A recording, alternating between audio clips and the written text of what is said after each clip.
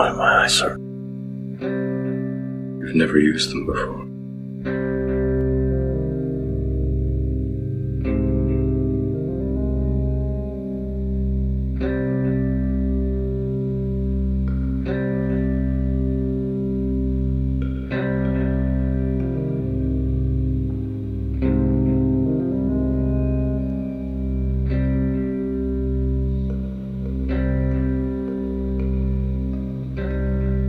On December 26, 1973, 24 selected engagements in the United States, William Peter Blatty's The Exorcist, directed by William Friedkin, opened. From the novel that had long been on the bestseller lists, The Exorcist had long been awaited, widely speculated upon, and anxiously anticipated. But no one, no matter how close or deeply involved in the film, could possibly have anticipated what was to happen at every theater where this film played.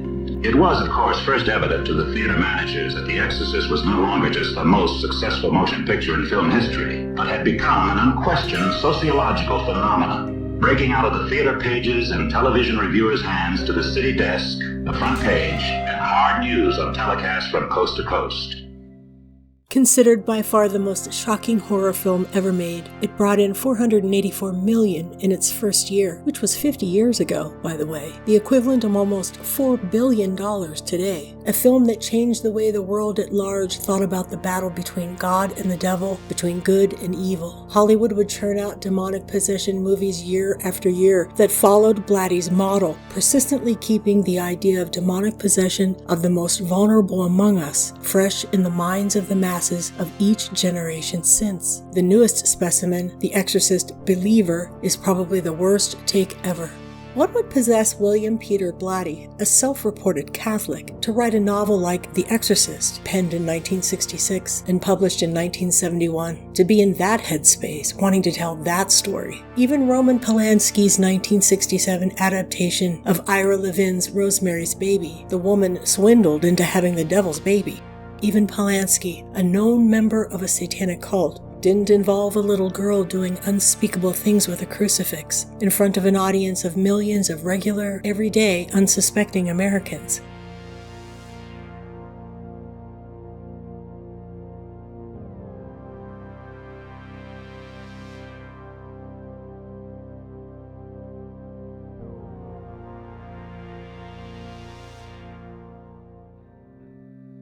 Blatty, who has repeatedly claimed he was Catholic, his portrayal was so over-the-top shocking, blasphemous, and spiritually foul that one has to wonder what in the world was he thinking. So let's look into that. Blatty has said that his book is based on a combination of a real account of demonic possession in 1949 of a 14-year-old boy from Maryland named Ronald and the Loudun possessions of 1634, an account that Aldous Huxley wrote about in his non-fiction book, The Devils of Loudun, penned in 1952, which I will talk about more in a bit. Blatty presented himself as this Jesuit-trained, Georgetown Military Academy traditional Catholic who was well-connected in Hollywood and political spheres. Blatty's vision was to write a quote-unquote trilogy of faith, 3 novels that would complete his message. Each of these novels would be adapted into films. While there were many movies released as part of the Exorcist franchise, only 3 were from Blatty himself. To understand the story Blatty was trying to tell you, you have to stick to these 3: The Exorcist, The Ninth Configuration, and Legion, written in 1983, which became the movie The Exorcist III, a title that the studio chose, not Blatty. There are 2 prequels made by the studio that missed the mark entirely in telling Blatty's quote-unquote story: The Exorcist The Beginning and Dominion, prequel to The Exorcist, and released in 2004 and 2005 respectively. Probably one of the worst movies ever made, not just in terms of the franchise, but in all of cinema history. Exorcist II, The Heretic, the movie Blatty condemned as a quote-unquote embarrassment. So for the sake of this presentation, I will stick to the 3 novels in Blatty's faith trifecta. In his book, Finding Peter, published in 2015, Blatty, who came to America as a child and was raised by his mother, speaks not only about God as quote-unquote providence that seemed to blaze the trail before him in his rather unique journey through life, but also about his attendance at a Jesuit military academy, and then onward to Georgetown University, a long-standing Jesuit stronghold that in his own words became the proverbial father figure that was absent from his life. He then entered the Air Force, where upon graduation he said he was, quote, shipped off like Lenin in a sealed railway car to Washington, D.C., where he became Policy Branch Chief of the U.S. Air Force's Psychological Warfare Division, end quote. Blatty was an intelligence officer for the Psychological Warfare Division of the government, no less, of which this same division is known for incorporating a number of techniques straight out of the think tanks of the MK Ultra camps, including the use of cybernetics, among other media techniques. The Jesuits are a ruthless military order founded in the middle of the 16th century by Ignatius of Loyola, who took a vow to stop at nothing to maintain the Vatican seat of global power. Ignatius was given this secret mission through a supposed supernatural event where a serpentine, angelic being visited him inside a cave during a stint of extreme asceticism.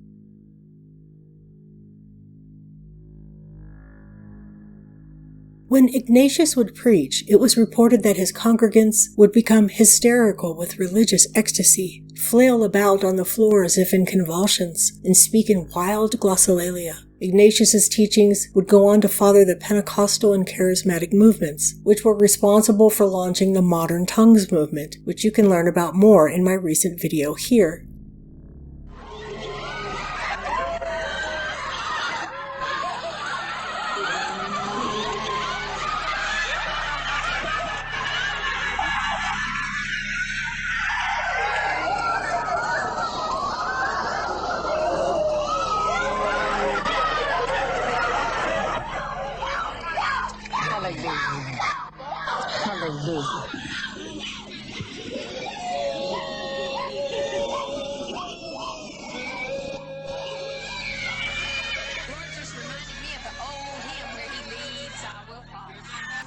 And the Lord said to me, will you herald for me?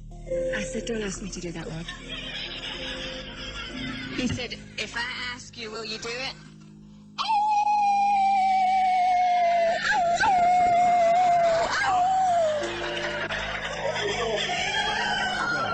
Of course, all of our offerings will go toward the outreaches of Kenneth Copeland Ministries and especially Kenneth Copeland Ministries Canada, and it is and the territories under which the Canadian office is. Sigama. Tendrement på brödvisdisten sin mahantatke. Enge und etkenyan dos doxisik pukukla namen bremenesto. Stilokla hamalana lelo lendinek enkren in stilets karatak.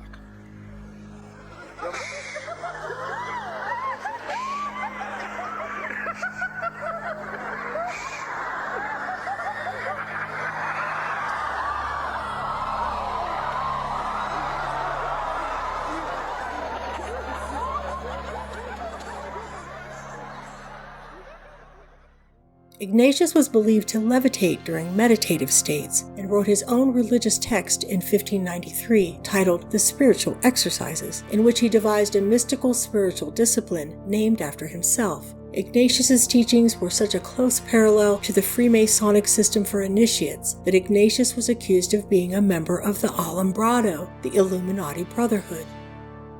Being influenced by Renaissance Enlightenment thinkers and Thomas Aquinas, who mixed Aristotelian philosophy and theology, they're humanists and teach this in all of their educational institutions, scripture being a negligible footnote to their curriculum. While keeping the sense of the quote-unquote brotherhood, they've transitioned from belief in God and biblical doctrine as the authoritative absolute truth to a secularized scientism that sees God as an ancient and outdated metaphor for things that science can now explain. Pierre Teilhard de Chardin is an example of this dangerous and heretical transition.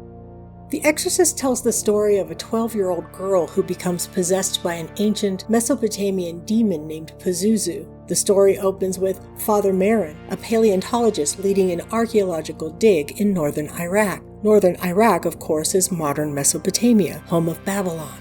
Marin uncovers an idol of Pazuzu, and then a shrine or statue of it that stands in front of what appears to be the ruins of an obscure church or temple at the location of this archaeological dig. In addition to the idol, a medallion for St. Joseph is found, and while the story doesn't explain the connection, it's inferred. St. Joseph is the patron saint of the Jesuits. What's compelling about the ruins of this church is you can see Hellenist and Greco-Roman architecture representing what might be a subtle nod to a secret order of some fringe sect, something like the Templars perhaps. Blatty has said in numerous interviews and in his own books that Father Lancaster Marin was modeled after a couple of different men. Blatty pays homage to Jesuit priest, paleontologist, and the man considered the father of the New Age transhumanist movement, Pierre Teilhard de Chardin, even casting the actor in his likeness, and who in real life died of a heart attack in 1955, and influential British archaeologist Gerald Lancaster Harding, who interestingly enough also looks strikingly similar. Teilhard de Chardin was an evolutionist who attempted to synthesize New Age metaphysics, or quote-unquote scientism, with biblical theology, creating his own new philosophy. At the center of it, he simply exchanged God with human consciousness, which could continue to Darwinistically evolve, to transmute toward a singular cosmic point, where all human consciousness would become one massive universal collective hive mind. The alpha was the start of human consciousness, and the omega is the point at which the final stage of evolution of the collective mind would become divine, become God. This concept would further develop with Russian communist Vladimir Vernadsky. With Teilhard's noosphere is the notion that human thought, reason, and intellect reside in an etheric plane that orbits the Earth, sort of like the Google Cloud, only manifested externally in the material world. Teilhard de Chardin expanded on his omega point by calling for the pursuit of cultural eugenic practices to refine and perfect human evolution. Of course, Teilhard's works were considered heretical by the Church, and they were. It was forbidden to publish any of his work until they were released posthumously by a committee called the Association of the Friends of Teilhard de Chardin, populated by social Darwinists and eminent heads of the Fabian Society like Sir Julian Huxley, Arnold Toynbee, and various notable paleontologists. Teilhard was a major component to the Peking and Piltdown Man hoaxes, two schemes that were meant to prove without a shadow of a doubt Darwin's theory that man evolved from apes, as well as to show that primitive human societies were communistic in structure. Gerald Lancaster Harding was a British archaeologist who was integral to the discovery of the Dead Sea Scrolls at Qumran. Blatty would meet Harding in 1953 while in the Air Force and stationed in Beirut. Harding would have been 52, Blatty only 25, and who could fathom how that meeting came to be? What in the world would bring these two men together? Harding was taught by and worked under a man named William Matthews Flinders Petrie, a British Egyptologist, and considered the father of modern scientific archaeology. Flinders Petrie is known for many archaeological excavations in Egypt and surrounding regions, including the discovery of the Marnebta stele.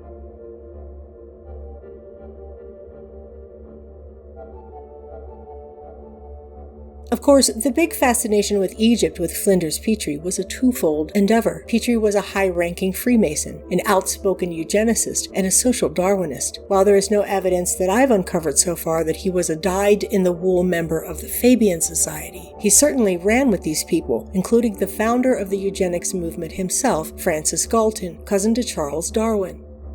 Petrie's views on race were even more monstrous than the founder himself. Petrie's opinions were similar to H.G. Wells, who also was critical of the Fabian Society, even though he was a member, as well as a high-ranking Freemason. Petrie retired in Jerusalem, where he finally died in 1942. Petrie's passion for Egypt was not only to legitimize their ideology in the mystery schools, rooted in their interpretation of ancient Egyptian wisdom, but to secure evidence that these exalted Egyptian pharaohs, their wisdom, art, and culture, as explained in an article for The Lancet in 2013, could never have originated, quote, from a source as biologically inferior as Africa, but that they were relics of a dynastic race, Caucasian of course, which had migrated into Egypt, perhaps from Greece, and that he was at one with almost every anthropologist of his day, many of whom spent their careers in classifying quote-unquote racial types on the basis of characteristics that were, in the main, subjective or even imaginary, end quote. Petrie was attempting to establish himself as an academic authority in the field of Egyptology and founded the British School of Archaeology in Egypt, where Gerald Lancaster Harding was a student. Lancaster Harding had a passionate interest in ancient Egypt. He took some evening classes in Egyptology, which later led him to study under Margaret Murray, an assistant to Flinders Petrie at University College. It was Murray who persuaded him to write to Flinders Petrie about a career in archaeology, which he was granted. Harding would go on to become an important member of Petrie's field staff for the next few years, excavating for him at numerous locations, along with Freemason and fellow eugenicist James Leslie Starkey, whose father-in-law was a Masonic lodge master, and Starkey himself became a Mason in 1929. Harding later took up the post of Chief Curator of Antiquities in Transjordan, and set out with a team of archaeologists to excavate a cave east of the Dead Sea, where in 1948 they would discover the Dead Sea Scrolls.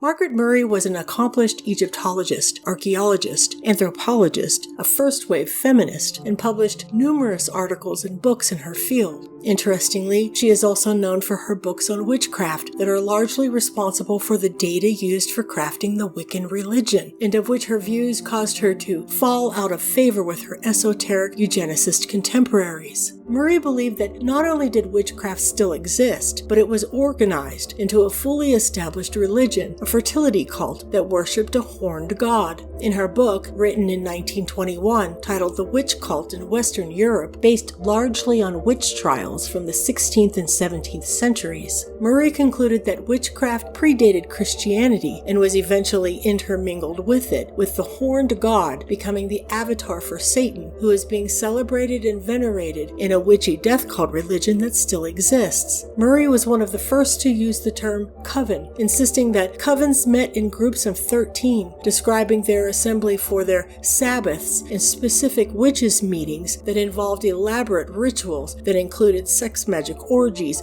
and blood sacrifice. Aldous Huxley was a huge fan of Murray's work, along with Aleister Crowley's friend and fellow Freemason Gerald Gardner, who used Murray's book to craft his own cult-like religion we know today as modern Wicca. Gardner claims he was initiated into the Sphinx Lodge, number 113, in the then British colony of Ceylon, which is today Sri Lanka, in 1905, but no records exist. However, there is a record of a Gerald B. Gardner in the Grand Lodge of Ireland, joining him in 1910. Gardner claimed to resign from Freemasonry after leaving Ceylon, saying he only remained long enough to obtain the craft, but was associated with the Fellowship of Crotona, an order affiliated with the Grand Orient of France after 1936. Shortly before Crowley's death in December 1947, Gardner purchased from him a charter for an Ordo Templi Orientis, which proved to be a non-starter. Gardner found Crowley to be a charlatan, even though Gardnerian Wicca is derived in large part from the Ordo Templi Orientis. Along with two additional works, first Samuel Liddell MacGregor Mather's The Key of Solomon the King, taken from the pseudepigraphic work titled The Testament of Solomon, of which Mathers asserted the authorship was King Solomon himself. Solomon is written to have summoned and brought under submission demons with a special ring, specific sigils, and incantations, compelling them to perform certain labors, most specifically building the temple. Solomon was also said to be able to force information from the demons, commanding them to reveal their names, the afflictions they caused, and how to defeat them. In the name of our Lord Jesus Christ, I now command you, tell me your name. Here, therefore, and fear, Satan, enemy of the faith. Give me a name, demon. Ancient serpents, depart from this servant of God. Tell me your 6 names. We are the ones who dwell within. The Testament of Solomon was written 1,500 years after the life of Solomon. It blends Greek, Egyptian, and biblical elements and is deeply tied to astrology and alchemy, strongly suggesting this is an amalgamized fabrication of which Freemasons comprise their mystery school religion. Gardner also gleaned information from the numerous works of this despicable creature, Montague Summers, who was not only a friend of Aleister Crowley, but spent time with him discussing their shared interests, according to Crowley biographer and friend Charles Richard Camel. Summers devoted 30 years to an intensive study of witchcraft, vampirism, and demonology, writing books on all of the above, as well as translating and editing numerous works of leading demonologists of the Renaissance period. Summers was one of the biggest public critics of Margaret Murray's outspoken claim that witchcraft was alive and well and operating in Europe. Montague Summers was a deeply disturbed individual who pretended to be a Jesuit priest while engaging in some of the darkest and filthiest occult practices, and then wrote books and poems about them. He's been reported to participate in Black Mass and other satanic ceremonies.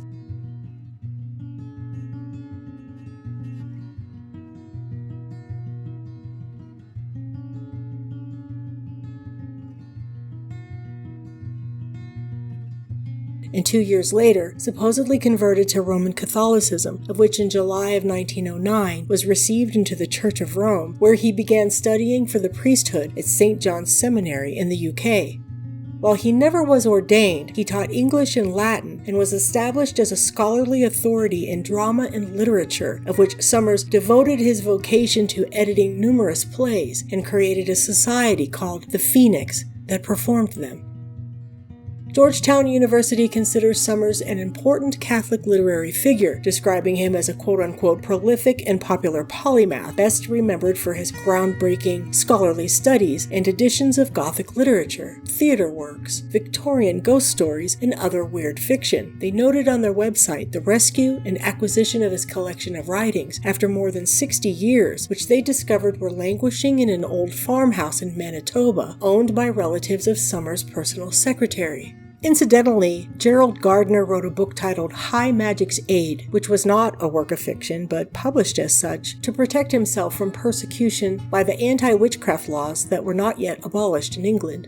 Published in 1949 under his craft name Sire, it tells the story of a young gardener, his brother who was possessed by a demon, and the witch and magician who befriended them.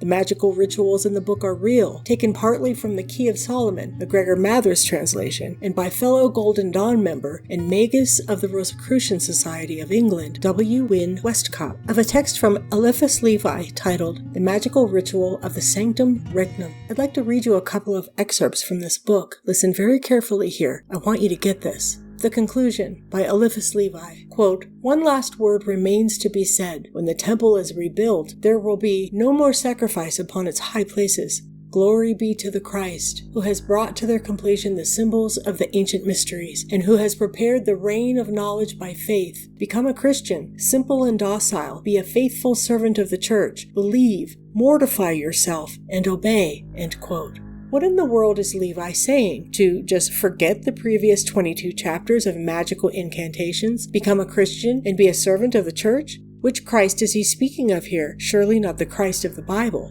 In a note provided by Westcott, quote, "The very curious manuscript volume, from which the preceding pages have been translated, concludes with a passage which appears to retract the whole of the foregoing instruction. It is a very notable illustration of the second mind of its author. Mr. Waite, who published an English translation of much that Levi has written, has in his preface called special attention to the evidence that Levi was drawn in a most mysterious fashion in two different directions by opposing forces."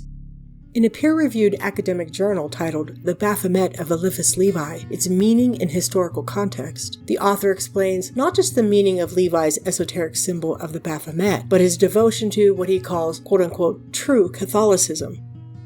Quote, "There is a wealth of academic and non-academic literature that points out Levi's intention, a symbolization of the equilibrium of opposites. The meaning and intention of this narrative can only be comprehended if one takes into consideration the ideas that he had propagated in the 1840s under his civil name, Alphonse Louis Constant, when he was known as one of the most notorious socialist radicals. At that time, he claimed to be the representative of the quote-unquote true Catholicism, which he opposed to the corrupted Christianity of the churches, and which he vehemently identified with true socialism. He regarded himself as the latest representative of a long tradition of revolutionary heretics who struggled for the realization of a universal religious association. In the 1850s, he re-signified and elaborated this narrative, now identifying occultism with true Catholicism, and at times more or less explicitly with true socialism. His Baphomet has to be seen as an iconic representation of this true doctrine, as the Knights Templar were considered to be the successors of the very same heretical revolutionary tradition that reached back to the Gnostics of the late ancient school of Alexandria, the environment where the momentous separation between true and false religion supposedly took place.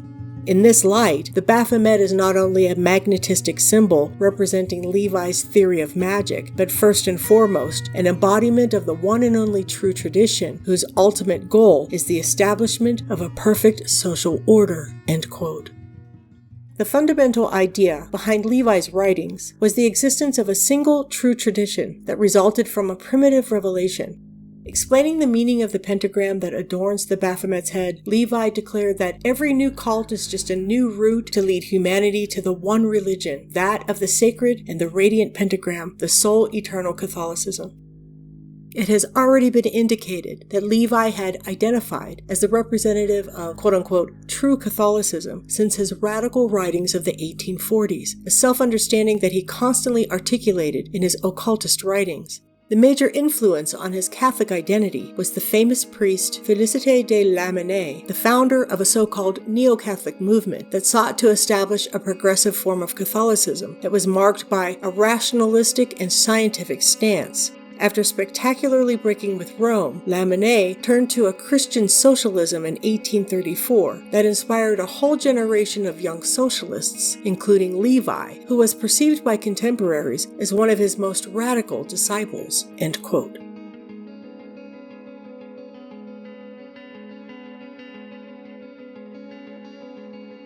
By Klaus Schwab and the family of international finance find in Bergoglio not a neutral spectator, which would itself already be an unheard of thing, but actually a zealous cooperator who abuses his own moral authority in order to support a destra inside the church, the project of the dissolution of traditional society. While ad intra within the church, he pursues the project of the demolition of the church in order to replace her with a philanthropic organization of Masonic inspiration. Pazuzu is an actual Assyrian-Babylonian demonic idol, believed to have command of pestilent west and southwesterly winds. It was not only considered a threat for these weather conditions, but also the defense against them, as he had equal parts power to harm as well as power to protect from the very danger he represented. Later renditions of Pazuzu are unique because it is the first Mesopotamian idol to combine more than one animal feature with human anatomy. Typically, it's one animal on a human body or a human head on an animal body. This odd combination of bird talons, canine teeth, goat horns, and serpent phallus on a human body strongly suggests that it more likely originated in Europe from the fraudulent works of men like Mathers or Westcott.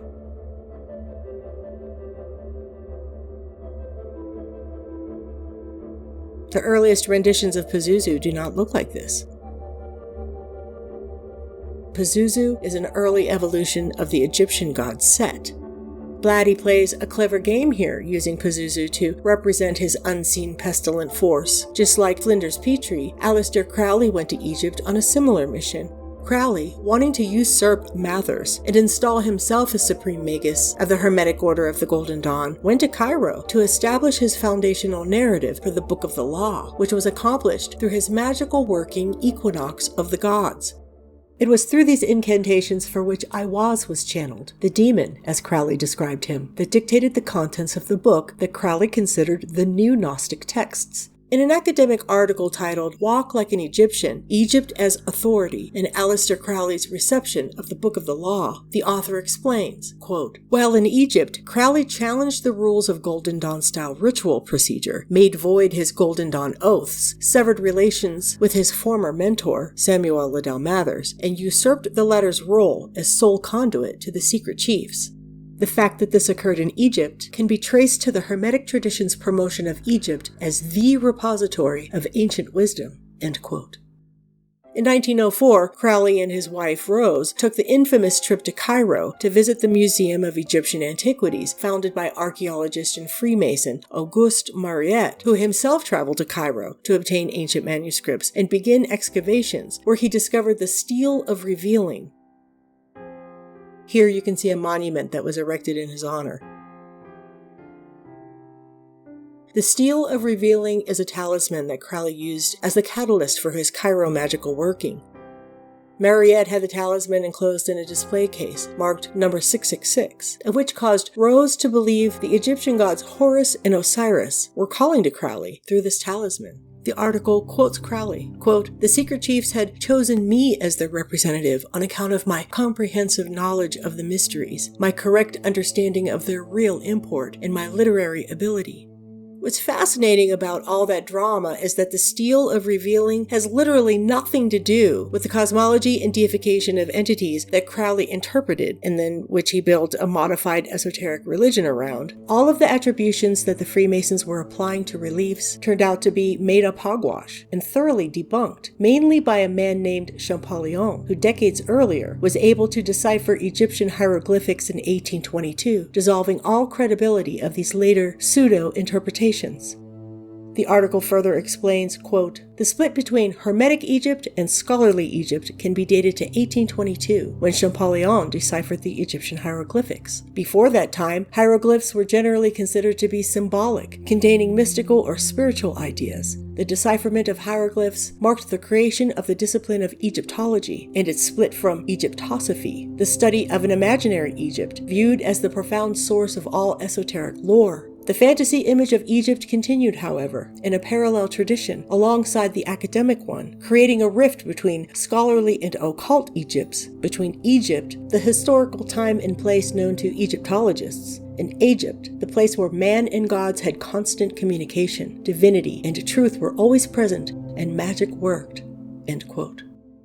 The article continues, quote, "A little over 60 years after the decipherment of hieroglyphs, a group of British aesthetes would deliberately bypass the lessons of Champollion's phonetic hieroglyphs, ignore accurate visual representations of Egypt, and favor Greco-Roman interpretations of Egyptian culture, all in the service of a magical spirituality. This group was the Hermetic Order of the Golden Dawn."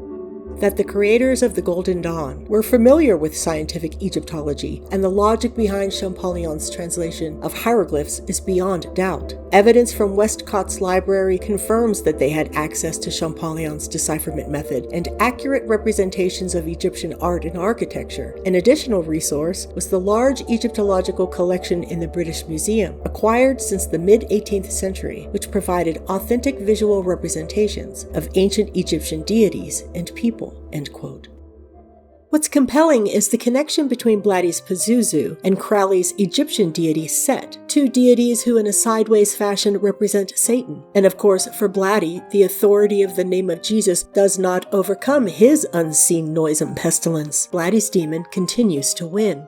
In an academic journal titled Reinventing Religion, Ancient Egypt and the European History of Religion, quote, "Although Aleister Crowley could hardly be called a Satanist, he and his religion, Thelema, can be placed within the tradition of Satanism. It was the famous Marquis de Sade who established a philosophical system based primarily on the assumption of evil as an autonomous vital force. According to him, Satan has no specific role, though evil as an autonomous principle does.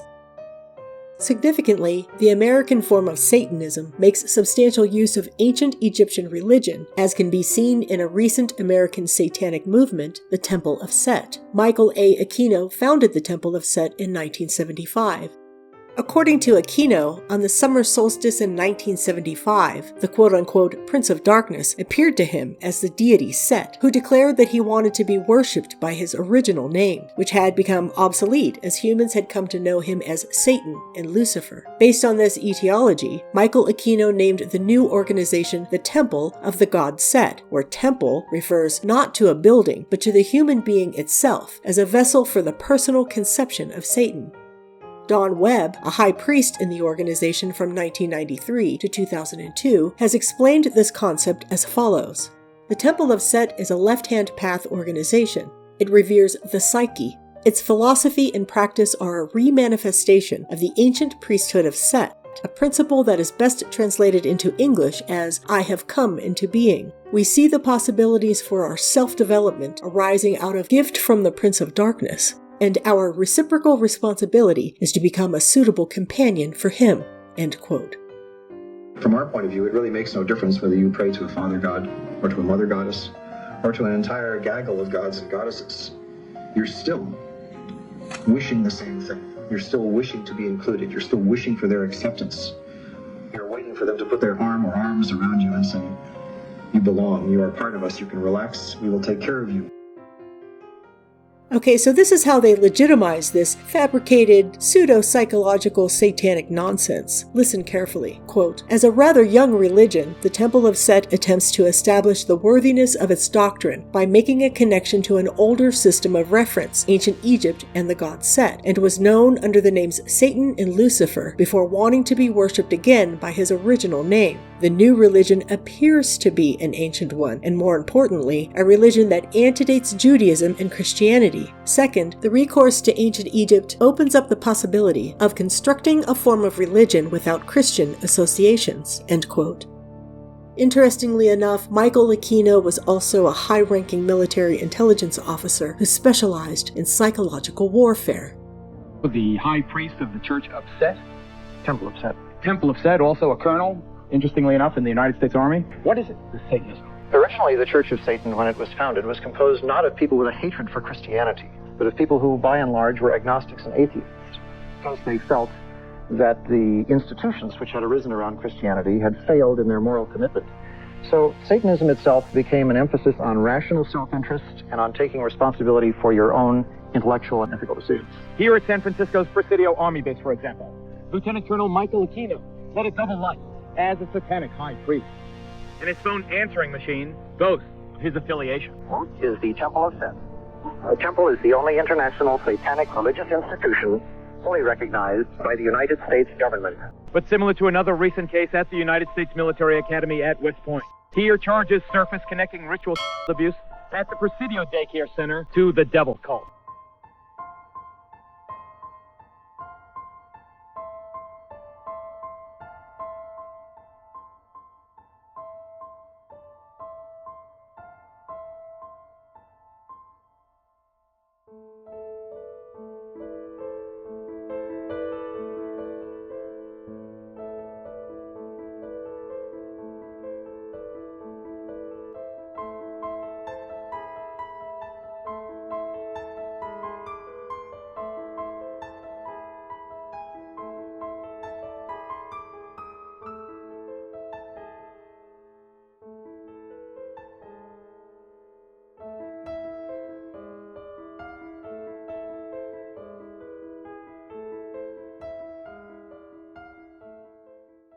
In his book, The Magical Revival, ceremonial magician and personal secretary to Crowley, Kenneth Grant, explains the revelation by Aiwaz of Set and the Cairo working.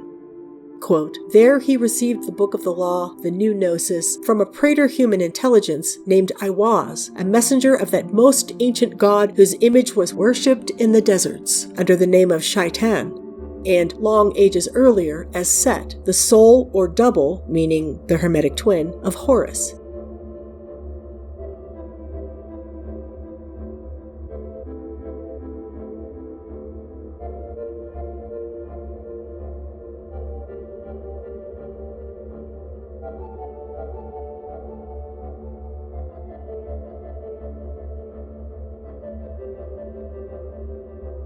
Set and Horus are twins. and their star is Sirius, the dog star.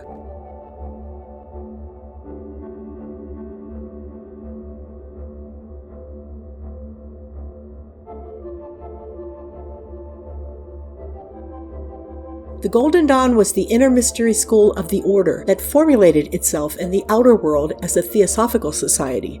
Blavatsky's intention in initiating her society was primarily the destruction of Christianity. This fact is paramount to an understanding of the vital current that inspired the Golden Dawn, and even more paramount in fathoming the reason for Crowley's identifying himself with the anti-Christian formula of the Beast 666. Before this specific manifestation, the Brotherhood numbered among its openly unavowed representatives such authorities as Eliphas Levi and Jesuit-trained Adam Weishaupt, who founded the Order of the Illuminati in 1776, and others. In the preceding aeon, that of Osiris, Set or Satan was regarded as evil because the nature of desire was misunderstood. It was identified with the devil and with moral evil. Yet this devil, Satan, is the true formula of illumination, called evil to conceal its holiness. It is desire that prompts man to know himself through another, i.e., through his own devil." End quote. Why screw? Doesn't make sense. I think the point is to make us despair, to see ourselves as animal and ugly. Crowley identified the heart of the thelemic current with one particular star. In occult tradition, the hidden god Set, represented astronomically by Sirius, the dog star. It is in this sense that we must understand the symbol of the phoenix. There. Crowley describes the phoenix of Thelema that will arise from the dust and debris of civilization in a brief but powerful work entitled The Heart of the Master, end quote. Because this was his intent with all of this nonsense. This was all of their intent, was to destroy the current civilization that is founded upon Judeo-Christian principles and usher in this new socialist satanic order. Who is the master that Crowley speaks of here? I'm going to get into this a bit more in a minute, but remember in The Exorcist 3, Veneman, the possessed serial killer, talks about how he's instructed by the master. Listen to this. Then along came, my friend, the master. The master is throwing me scrap from his table. Reward faithful servants. Who is the master? Why, that would be Set, the creepy deceptive name for Satan, represented by Sirius, the dog star, which was said to be part of an ancient constellation named Phoenix, in which Sirius is its chief star. And in the Golden Dawn and the OTO, was represented by the adept who bore the Phoenix wand in the ritual known as the Assumption of God forms.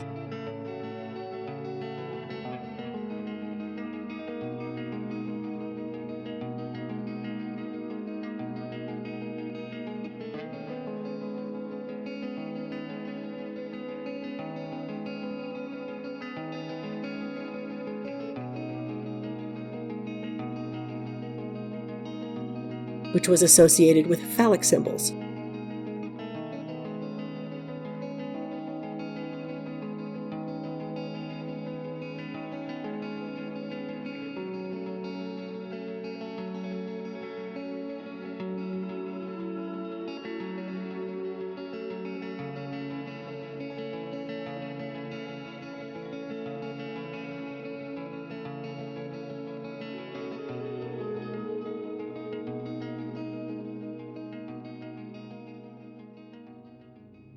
Albert Churchward, author of The Origin and Evolution of Religion, notes that Set, quote, was looked upon as the fallen leader of the angelic host because he had been the first in glory as the ruling power. You can hear that they're just describing Lucifer. This is he that is worshipped by the desert people in Mesopotamia, end quote.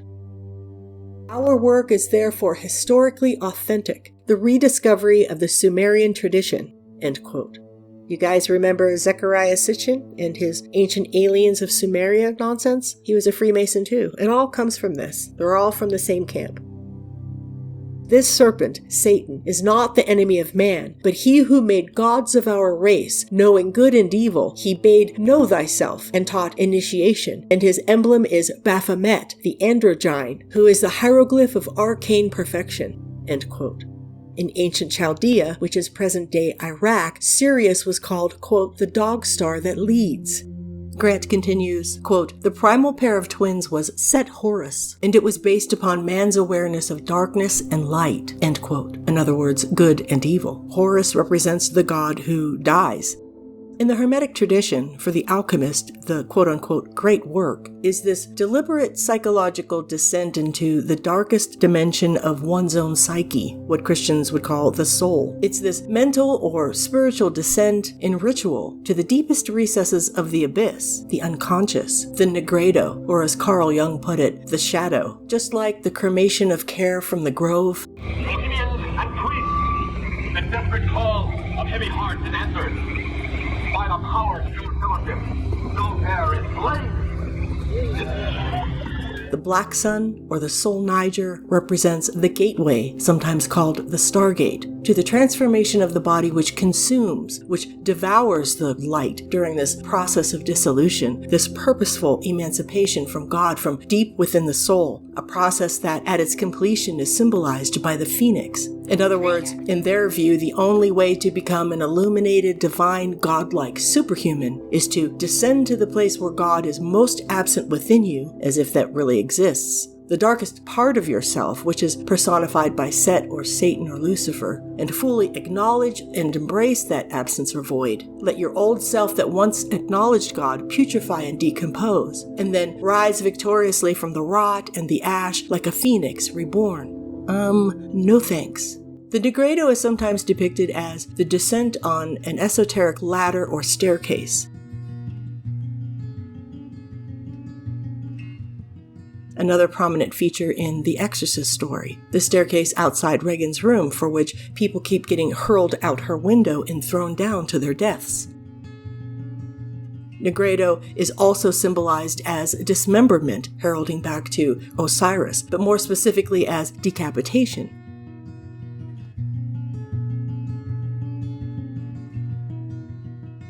Which is a prominent feature in the Exorcist 3 script. And in another possession film, Ari Aster's Hereditary, it's believed that one cannot personify their familiar demon without first, quote-unquote, losing one's head, if you know what I mean. If you want to learn how to become a psychopath, this is how you do it. What's interesting about Pazuzu or Zuzu or Zozo is that it's rumored to be the demon who possessed Ronald Hunkeler, the NASA engineer who worked on the Apollo space missions of the 1960s, that caused him to engage in a myriad of very disturbing behaviors.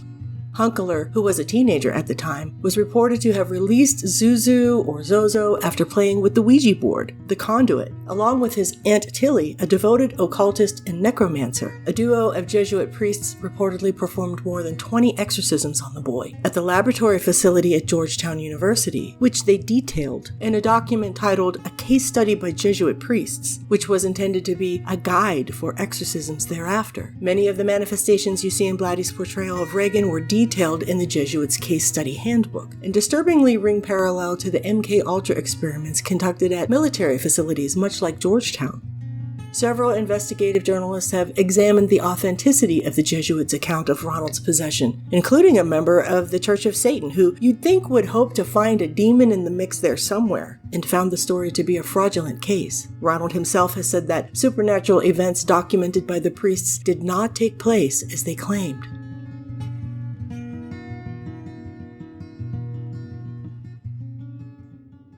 Regan is modeled after Shirley MacLaine's daughter, Sachi Parker. MacLaine and Blatty were close friends, worked on a few movie projects together, and engaged in long discussions about the supernatural and the occult.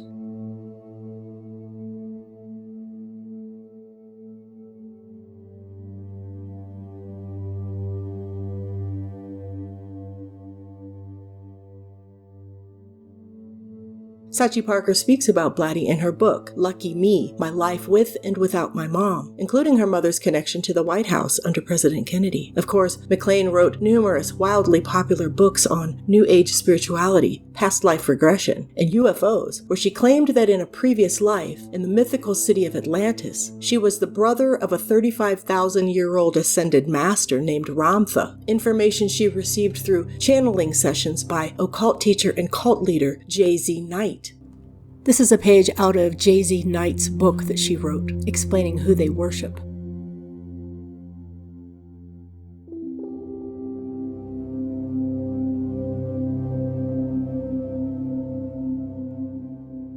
She also claimed she had encounters with aliens from outer space. One UFO incident she claims was in Washington, D.C. in the 1950s. She also created an autobiographical documentary film titled Out on a Limb, detailing her new spiritual path that led her to her New Age religion, which incidentally ran parallel to this mystical conversion to socialism. It looks like she may have been part of a couple of Alphabet Agency operations in cahoots with the Pentagon, including the Stargate operation and Project Sunstreak that concerned, quote-unquote, the cosmic sciences, remote viewing, and oddly enough, homing devices. The report states that levitation was involved. So these extraterrestrials, which you call star beings, are concerned about how we are destroying our own planet? Absolutely. Why would they care? Because it has it has an effect on the entire cosmos.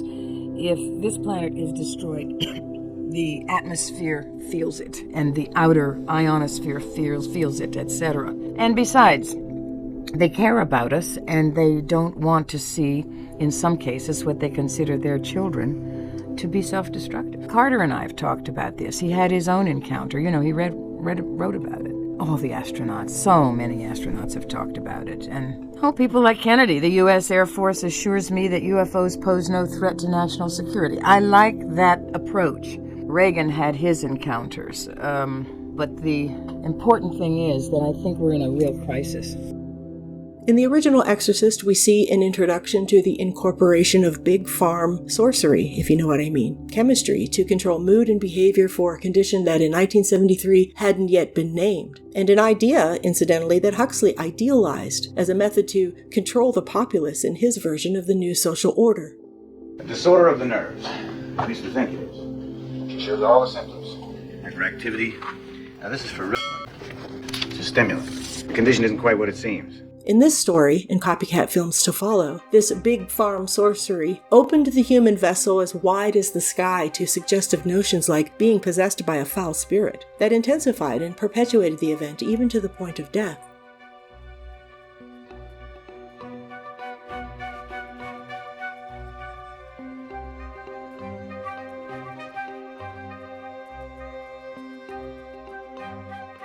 It also introduces the idea of trauma-based dissociative states, scenes only available in the director's cut.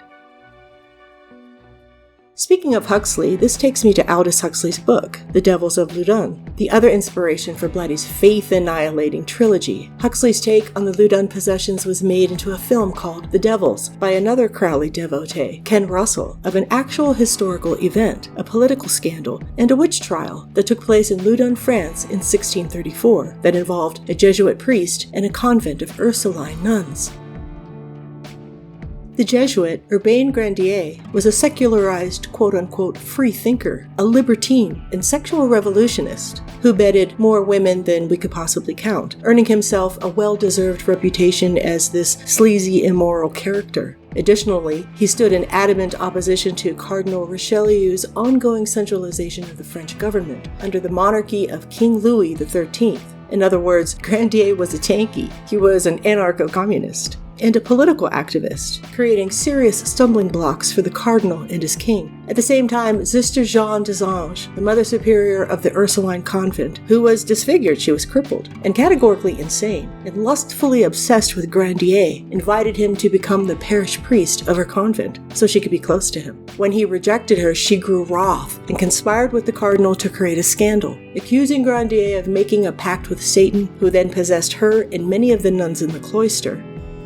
The mass hysteria she created resulted in numerous public failed exorcisms and the execution of Grandier by burning at the stake. It's important to note that Huxley and Russell portray this convent as not a home for young women who had received a legitimate call from God to devote their lives to his vocation, but rather a place where, well, in this clip, Sister Jeanne, played by Vanessa Redgrave, explains. Do you know why most of us are here? Because you love our Lord Jesus Christ and wish to serve him. Most of the nuns here are noble women who have embraced the monastic life because there was not enough money at home to provide them with dowries, or they were unmarriageable because ugly, a burden to the family. Here's a book, written by the founder of our order, Angela Merritt. When you've studied it, come back. I shall question you. Nobles sending their daughters to the convent for financial reasons in those days was not an unheard of event. But was it so rampant within society that practically every nun was imprisoned there against their will because they were poor or ugly or couldn't be married off? Probably not. The founder of the first Ursuline convent, Angela Merici, after receiving a vision, was inspired to lead a cloister of nuns in the vocation of educating girls. The goal was to elevate family life through the Christian education of future wives and mothers. Merici taught them to be active in their communities, teaching other girls, and to adhere to a Christian form of life in their own homes. They also opened orphanages. Huxley first became interested in the story of Jesuit priest Grandier while he was working as a screenwriter in Hollywood. It's rather compelling that Arthur Miller's The Crucible appeared the year after Huxley's Devils was published. Huxley adored Grandier because he was a revolutionary heretic in the same tradition as Eliphas Levi. Now, this brings me to the second novel in Blatty's trilogy titled The Ninth Configuration, which he wrote in 1966 and was made into a film of the same name and released in 1980, which incidentally contains some very compelling nods to a couple of Stanley Kubrick films, one of which was released in the same year, I believe. And I will be going into it more in my upcoming Kubrick film analysis, so stay tuned for that. Running long here, so I'm going to blaze through this. So check this out. The Ninth Configuration is the story of an army psychiatric hospital located in an abandoned castle on a remote mountain that treats only high-ranking military personnel. Blatty wrote and directed, scripting the film as a dark, absurdist comedy. As you can see, Pazuzu and a mix of religious and satanic statues, looking like the Denver airport, are oddly part of the facility's decor. Colonel Hudson Kane, played by Stacy Keach, is a military psychiatrist who is brought in from a special unit with the task of determining if these high-ranking Army vets, fresh off the front lines, are faking their insanity to get out of active duty. All of the patients are decorated Army vets except one, Captain Billy Cutshaw, played by Scott Wilson, who also plays Dr. Temple in The Exorcist 3, an astronaut who had a last-minute mental breakdown and was dragged screaming from the launch pad, causing the Apollo mission to the moon to be aborted. The entire film follows Colonel Kane as he tries to treat these men, while the facility doctor observes and sort of tags along, using an unconventional form of therapy where Kane plays along with the men's delusions in the hopes they will eventually see their psychosis and be cured. But the story focuses largely on Cutshaw, who is in an existential crisis. Kane keeps probing Cutshaw with questions, wanting to know why he did not want to go to the moon, but Cutshaw refuses to answer, instead giving him a St. Christopher medal. St. Christopher was believed to be this 7-foot, 8-foot tall Canaanite giant, a ruthless soldier with a fearsome head and face like a dog who lived in the 3rd century. His birth name was Reprobus, where we get the word reprobate, and is said to have had a conversion to the faith after a mysterious encounter with Jesus, who after changed his name to Christopher, Christ-bearer. Christopher was later martyred for the faith by beheading and then canonized as a saint. And you can see these icons portraying him as the dog-faced saint.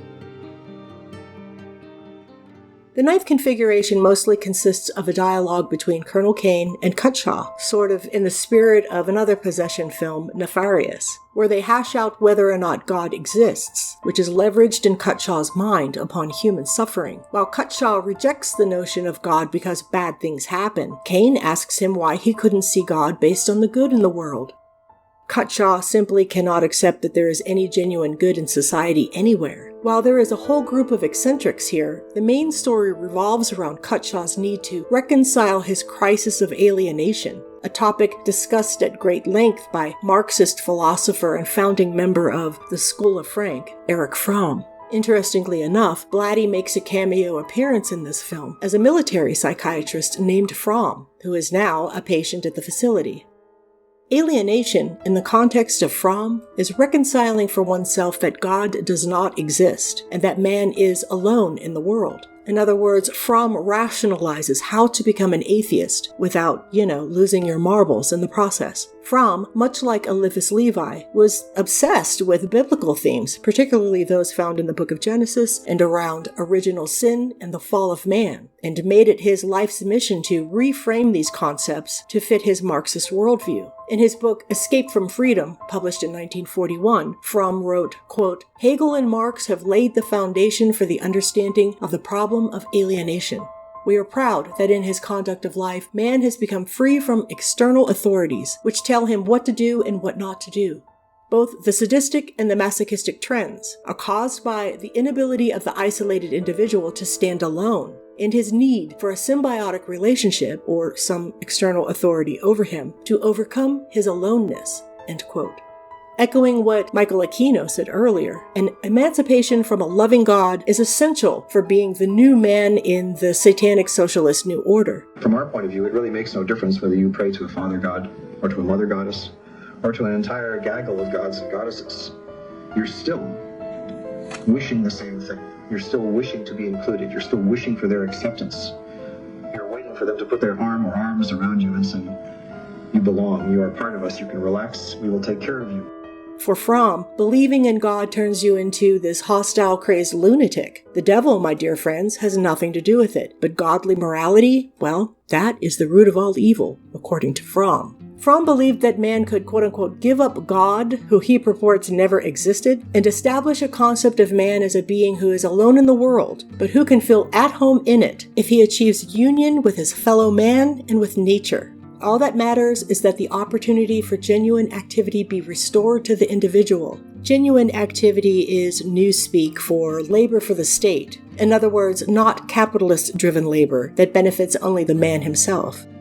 All that matters is the opportunity for genuine activity be restored to the individual, and that the purposes of society and of his own become identical, end quote. And this is cleverly evidenced in the 9th configuration, after Cutshaw finds the St. Christopher medal left for him in the taxi after Cain allowed himself to die from a bar fight that takes place toward the end of the film. You have to watch the movie for this to make sense, but instead of humbling himself to his assaulters, these violent bikers, he snaps and attacks them, and then allows himself to die of his wounds in some act of self-sacrificing martyrdom to show Cutshaw that he can right his own wrongs, that goodness really does exist, but it exists between men, between people. Captain Cutshaw, I am taking my life in the hope that my death may provide a shock that has curative value. In any case, you now have your one example. Finding the medal in the taxi was not a miracle of God. It was not a supernatural sign of the afterlife, as the story suggests. It's the message that goodness in the world, what we once saw as originating with God and as evidence of God, is nothing more than humans sharing goodwill between each other, down through the ages, down through history. Fromm continues in his book, You Shall Be as Gods, a radical interpretation of the Old Testament and its tradition. Quote, in the process of history, man gives birth to himself. He becomes what he potentially is, and he attains what the serpent, the symbol of wisdom and rebellion, promised, and what the patriarchal, jealous God of Adam did not wish, that man would become like God himself. End quote. As I mentioned before, Cain treats the patients by role-playing with them inside their delusions, all while the hospital doctor, Colonel Fell, oversees and observes from the sidelines. And here's the twist. Cain starts having nightmares about a man he thinks is his twin brother, Vincent Killer Cain. But as the story unfolds, we realize they aren't twin brothers, they're the same person. Cain is a patient, being role-played in his delusion by Colonel Fell, who has been large and in charge the whole time. Hudson Cain, this soft-spoken, caring man, this healer, is the dissociated alter that Killer Cain created to deal with the atrocities he committed during the war, where he murdered in cold blood 30 men. So let's sum this up real quick. A secret military psychiatric hospital, hidden away in an abandoned castle on a remote mountain, where it seems to always be raining, houses a handful of high-ranking military vets who are treated through role-playing techniques that are designed to direct them out of their delusions. Does that sound familiar to you? Because it sounds very familiar to me. Martin Scorsese's film Shutter Island mirrors this plot almost to the letter. Shutter Island tells the story of U.S. Marshal Ted Daniels, played by Leonardo DiCaprio, and his partner, who arrive at Shutter Island located somewhere off the coast of Massachusetts in an old Civil War-era fort that's been converted into a government institution for the criminally insane. Ted, who was a soldier in World War II and plagued with intense, vividly colored hallucinations of his wife, who died in a fire 2 years earlier, and flashbacks of the Dachau concentration camp where he and other U.S. soldiers executed German guards in cold blood as they tried to surrender. That's a real war crime, by the way. You can look that up. Ted, however, is in reality a man named Andrew Laeddis, who had created this dissociated alter personality to escape the unbearable truth of his war crime, and that his wife, whose mental illness he ignored and neglected, murdered their 3 children. The facilitating doctor, played by Ben Kingsley, engages Ted in an extensive role-playing scheme to try and break him from his delusion. If he cannot, he will be lobotomized and stored away at this facility until the day he dies.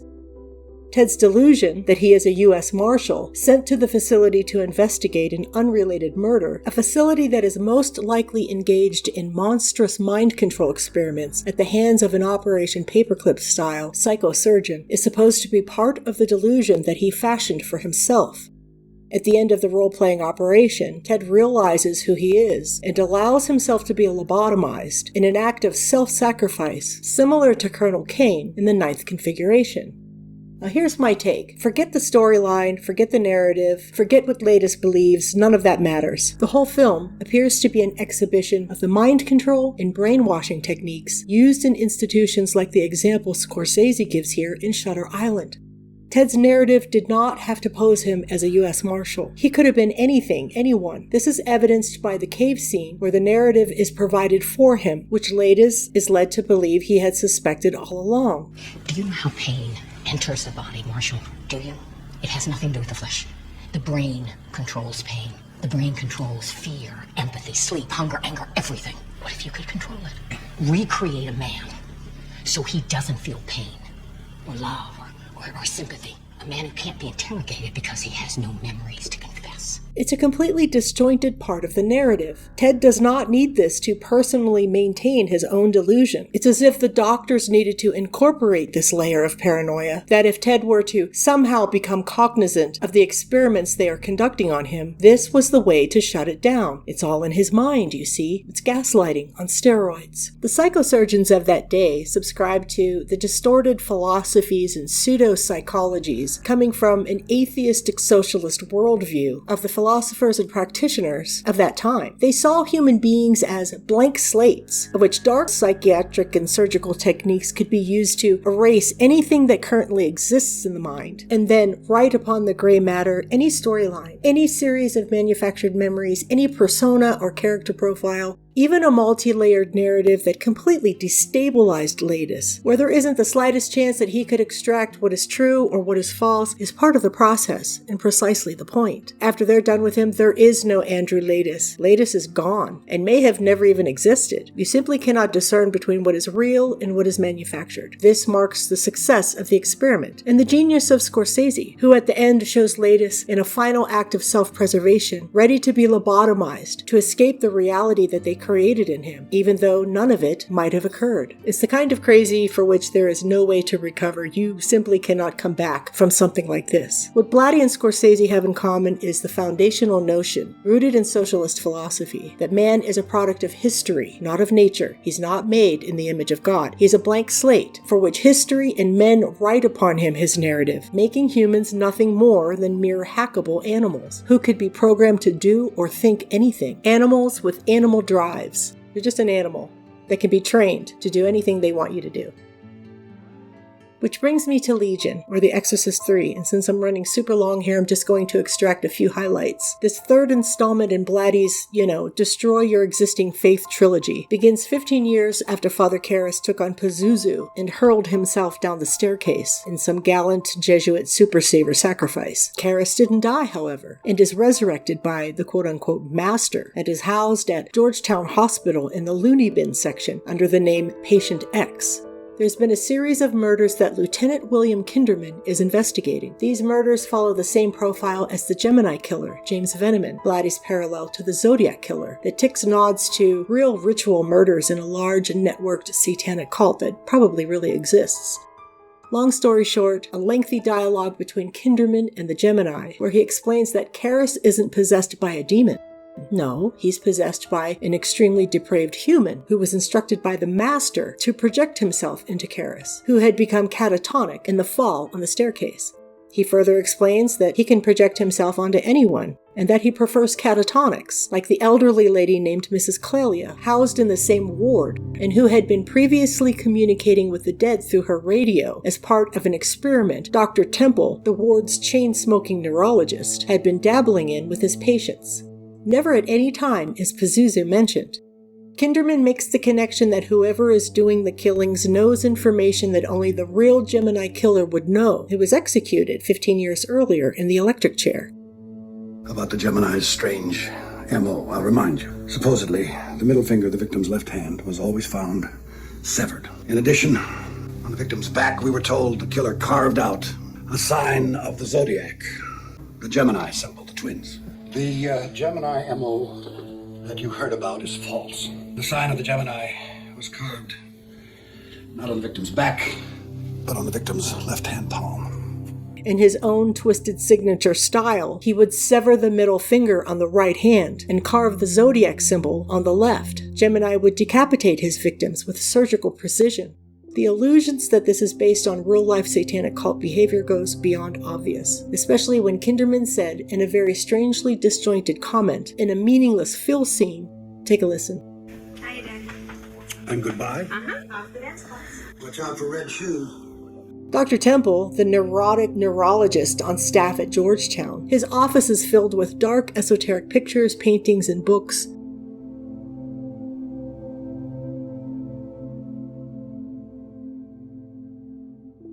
Including the paintings of an artist that inspired Ari Aster for his work on Midsommar and Hereditary, Joel Peter Witkin. Witkin's art involved dismembered corpses and a variety of other ghastly themes of the macabre, which a main feature was the disturbing poses in which he would present them.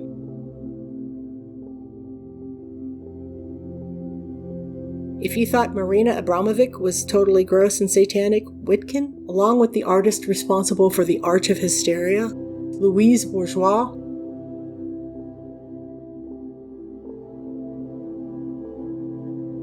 made famous by this guy right here, who also decapitated his victims after rendering them unconscious, which is also related to this guy who bought the sculpture, which hangs in his home.